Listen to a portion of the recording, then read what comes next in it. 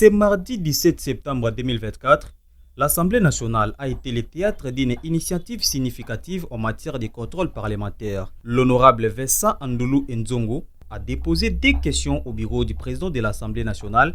Il illustrera ainsi son engagement à représenter les intérêts de sa circonscription et à promouvoir la transparence au sein du gouvernement congolais. Je viens déposer deux questions dans le cadre du contrôle parlementaire. Après être revenu de mes vacances parlementaires, l'une est une question orale avec débat, l'autre une question écrite. La question orale avec débat, je l'ai adressée au vice-premier ministre, ministre des Plans, pour étayer à la terne de la représentation nationale sur la gestion des fonds que le gouvernement, à travers le ministère des Plans, a mis à la disposition de l'ONG SOCO pour exécuter les programmes du gouvernement, donc les PDS à 45 territoires, dans la province de la Mongala évidemment. Donc le chef de l'État avait lancé un bon projet pour développer ce pays à partir de la base. Et il était prévu dans la province de la Mongala la construction des bâtiments administratifs, les routes et les aides agricoles, les écoles, centres de santé et tant d'autres, le marché, électrification photovoltaïque.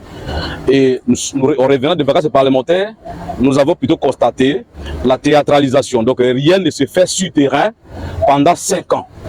C'est pourquoi les Mongalais voulaient savoir plus la destination des fonds des PDS à 45 territoires pour cette province de la Mongala avec ces 3 territoires, Bongandanga, Lissala et Bumba.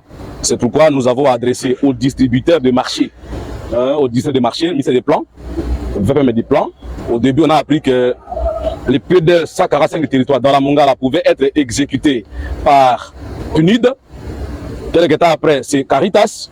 Maintenant, c'est SOCO. Et SOCO, c'est l'ONG de son excellence, le vice-ministre du budget, Élisée Bokoumouana, qui est le fils de la Mongala.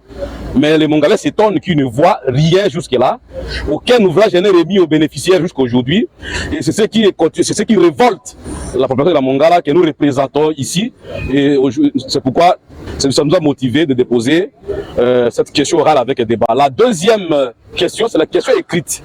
Nous l'avons adressée au ministre d'État, ministre des infrastructures et travaux publics, M. Alexis Guizaro, pour qu'il puisse étayer les élus du peuple sur la non-réhabilitation de la route nationale numéro 6 et son bitumage. Nous avons constaté une injustice parce que cette route numéro 6 commence à partir de Zongo jusqu'à Bazuélé et on a jusqu'au Soudan du Sud.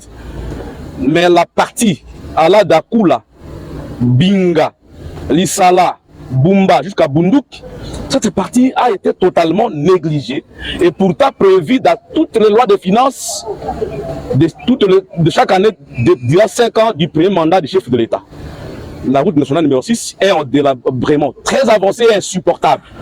Vu ce calvaire, nous nous sommes posé beaucoup de questions et les questions ne devaient qu'être posées par écrit au ministère de tutelle pour qu'ils viennent déballer la destination des fonds, la destination prise par les fonds qui étaient décaissés par le gouvernement congolais pour essayer de réhabiliter et de bitumer la route nationale numéro 6. La journée du 17 septembre 2024 marque une étape importante dans le processus de contrôle parlementaire en République démocratique du Congo. Grâce à des députés comme Vessa Andoulou Nzongo, les voix des provinces peuvent être entendues et intégrées dans les discours nationaux. Les attentes sont désormais élevées quant aux réponses du gouvernement qui devront refléter une réelle volonté d'engagement envers les citoyens.